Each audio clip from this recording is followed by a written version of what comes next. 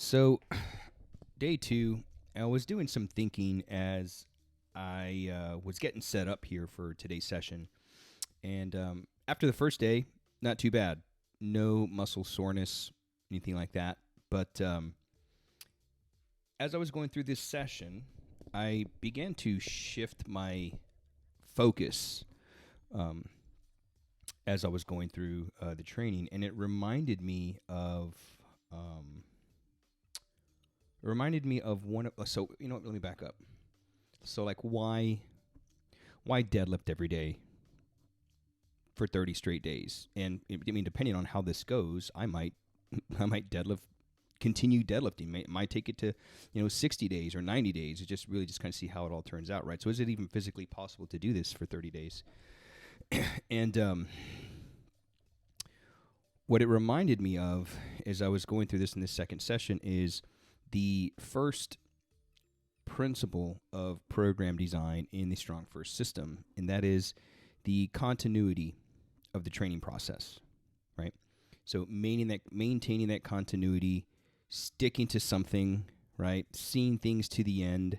And so deadlifting every day, for one, is going to challenge me not only mentally, not only physically, but also mentally, right? Can I stick with something as, I don't know, dare I say, boring as the deadlift, right? So many times we get lost in the variety for sake of variety, and you hear people that make arguments for we need variety. Well, do we really?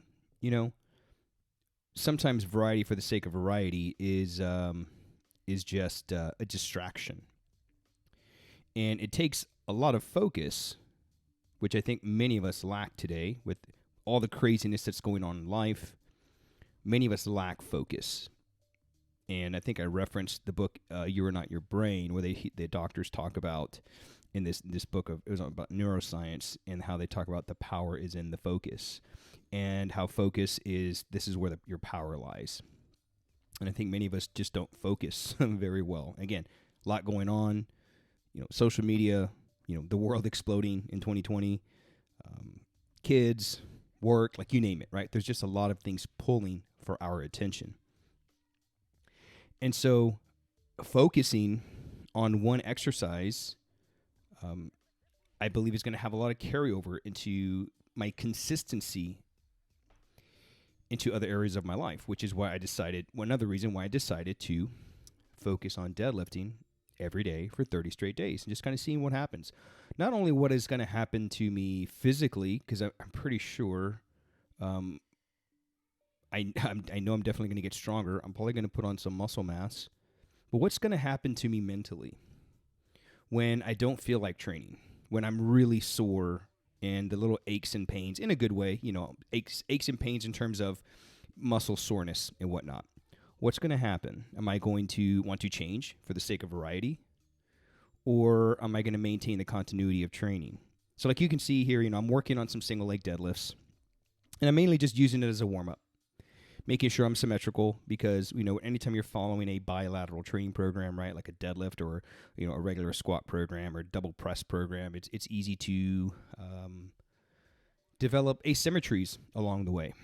And so I'm just kind of using this to, for one, work on my balance, make sure core is firing. But it's not a big part of the training.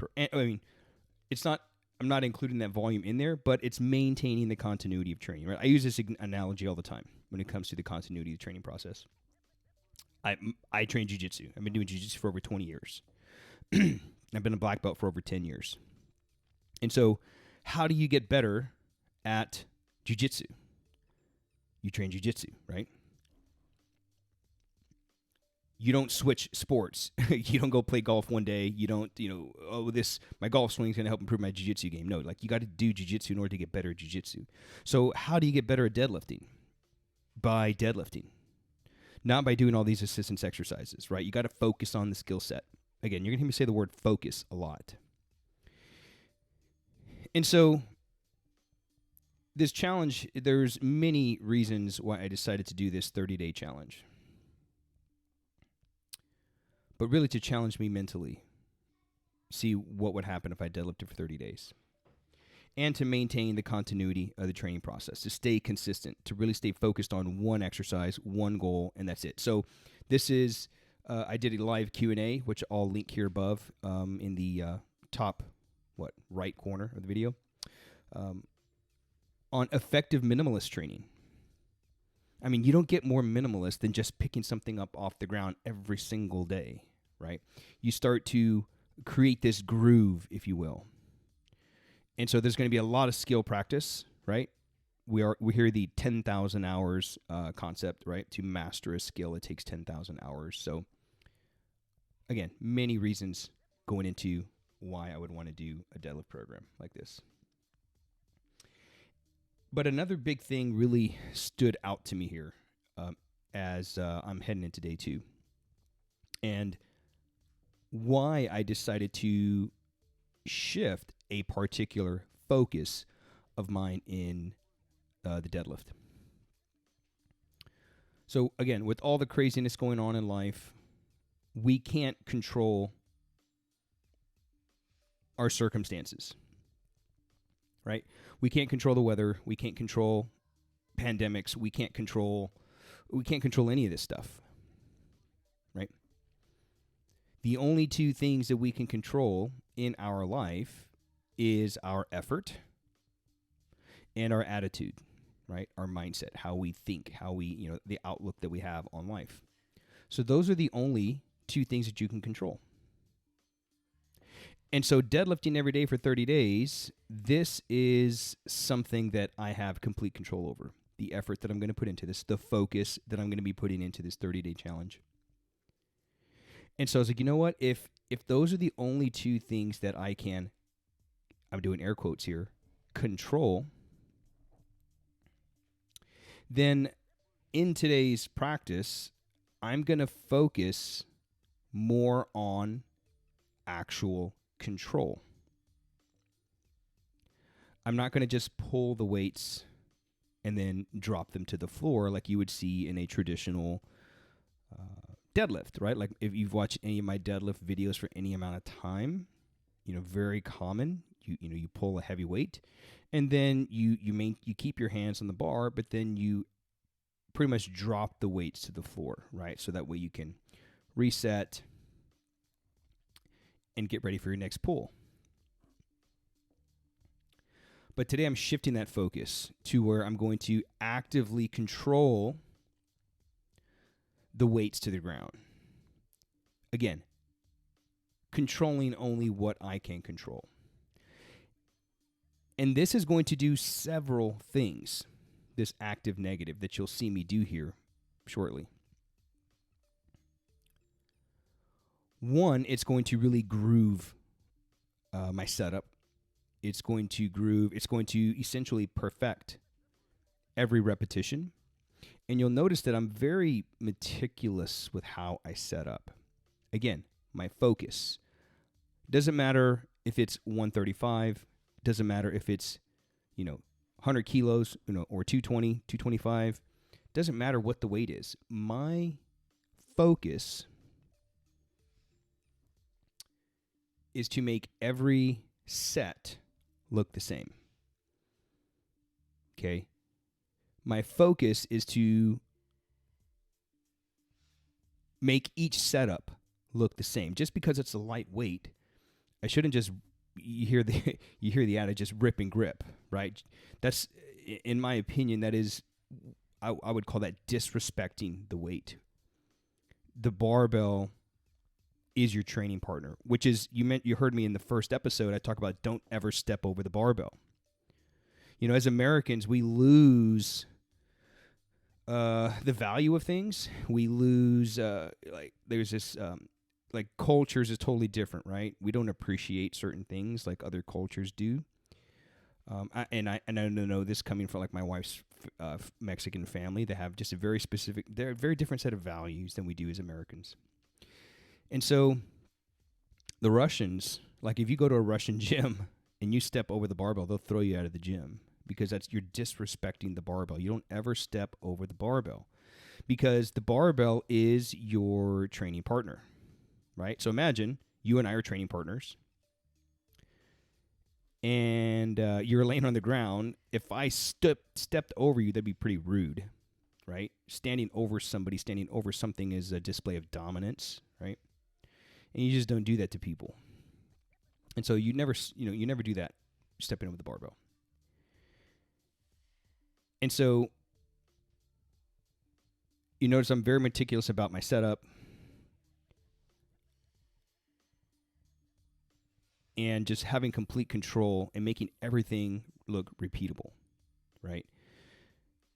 So actively lowering the bar to the ground, having control over the barbell, not just gripping and ripping, right? Because that shows disrespect to the barbell, because it's like, well, you know what, you only have 135, so I don't even really have to pay much attention to it. My focus, my intention is to treat 135 the same way that I would treat 405 and beyond. And you'll see that's what that's my focus of today's session. You see a controlled descent. I gently pause on the floor, not letting my tension out, and then re-pulling. So does a couple of things, right? Gives me complete control over the lift. It's grooving that pattern. And one of the things that I cover this in our next level deadlift course, which when that's available, I'll drop the links in the description and comments area. You can check that out. In our next level deadlift course, there's this technique or tactic that I use and I teach to my guys, and they have amazing results with this. Something I call the reverse wedge. Right, so if you're not familiar with the Lifters Wedge, I've got several videos on the channel where I talk about it. It's essentially wedging yourself between the floor and the barbell, right? And if you think about a wedge, like a wooden wedge, right? And if you jam a wooden wedge underneath like a door frame, what happens to the door? The door rises, right? So when you're wedging yourself between the barbell and the floor, the weights, if it's light enough, the weights should float off the floor. Okay? And if it's heavy enough, the weights won't move, but the bar will bend into the position that it needs to be in, so that way you can pull it. So that way you can gain the most leverage over the barbell. Okay? So when I'm doing this like active negative and I pause at the bottom, I'm essentially in that wedged position. There's nowhere for me to go but straight up. So it's a gentle pause, re-pull, and once I come down and I pause, I don't let the tension out. That if you start from the top and work your way down that way, gently touching the ground, you'll feel, I'm using air quotes, stuck. That's the wedge. That's what it should feel like to be wedged into position. And that's something that I call the reverse wedge. I go more into detail into our next level deadlift course. Again, once that's ready, just check the description and you can check out what it's all about if you want to take your deadlift to the next level. So again, the whole theme of my practice today is control. Okay, it's all about control and it's all about focus. Controlling only what I can control, which is my effort, my attitude, being meticulous in everything that I do. Okay, in all that I do, and you'll see, any little thing I do, I want to be the best at it. Even if that's like what I'm doing now, cleaning the barbell plates. Just being meticulous about the way that I store the plates, how I clean them, and that's just kind of how I do everything in my day. And it may seem a little like a bit much, maybe a bit overboard, but I'm not sure who said it, but some smart guy said, the way that you do anything is the way that you'll do everything. Right? So if you rush through things, and you rush through your setup, you rip and grip, as they, as you hear people say. What other things are you going to rush through? What other things are you going to rip and grip as you go through life, right? So many carryovers, so many like great metaphors, in the iron and the weightlifting game, and how it bleeds over into your everyday life. And I truly believe that jiu-jitsu and strength training, whether it's kettlebell or in this case deadlifting, can teach you a lot about life, right? In respect to the barbell, I was talking to one of my mentors, Jason Marshall, phenomenal guy, great deadlifter, pulled 617 raw, I believe. He's what I've learned a lot about sumo deadlifting in period, and strength period I learned from him. We were having dinner, and we were both teaching at a certification. He was teaching a barbell certification, and we were just talking about lifts in general. And I'll never forget one time when he told me, he goes, there's something very unique about the barbell deadlift that the bench press and the squat don't have. The bench press, you can, both the squat and the squat and the bench, you can manipulate the lifts, right? The bench, you can have this crazy arch to where the bar barely moves. The squat, you can go really wide stance, to where you're barely breaking parallel. But the deadlift, you're either going to pick it up or you're not. There's no way to manipulate the barbell from the ground. Now, you can sit here and say, oh, yeah, but sumo is cheating. That's nonsense. For people that say sumo is cheating, that just shows you how ignorant they are about sumo deadlifting and whatnot. Yes, you are pulling the weight a little bit less distance, right? But think about it from this perspective. The sumo deadlift, you're in a wider stance, right? And where do you produce the most power? You produce the most power the closer your feet are underneath your hips, right? Like a jump. Imagine you're going to jump. You wouldn't jump in a sumo stance.